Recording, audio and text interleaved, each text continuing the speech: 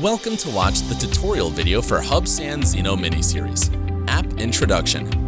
In order to make you master basic flying skills faster and safer, this series of videos will share flying skills and precautions for novice. Slide your finger upwards in the blank area. The icon can be hidden. Touch the blank area to display it.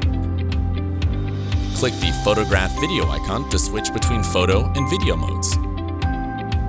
Click the mode icon to realize one-click short film, create a video, and other functions. Click the camera settings icon to adjust shutter, sensitivity, exposure, resolution, size, and other camera parameters. Long press the blank area of the video preview interface.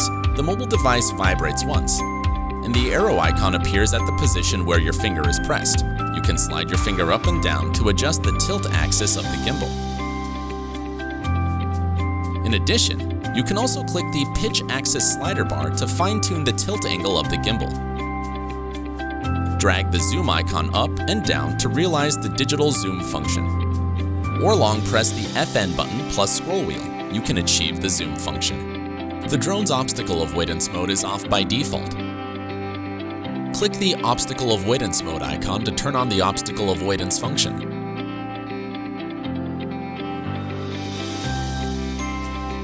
Click the obstacle avoidance mode icon again, and the icon turns red to turn off the obstacle avoidance function. Click the gimbal horizontal correction icon to support the gimbal tilt left and right adjustment function. When the horizontal tilt appears on the video transmission screen, it can be adjusted through parameters. Attitude indicator, lower left corner, attitude indicator. The green shaded part shows the real-time horizontal status of the aircraft.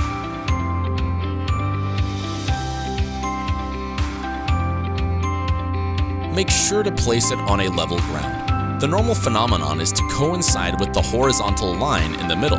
If there is a deviation, it means that the aircraft has an error in level.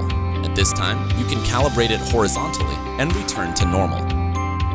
The arrow indicates the position and heading of the aircraft, and the dot is the position of the takeoff point.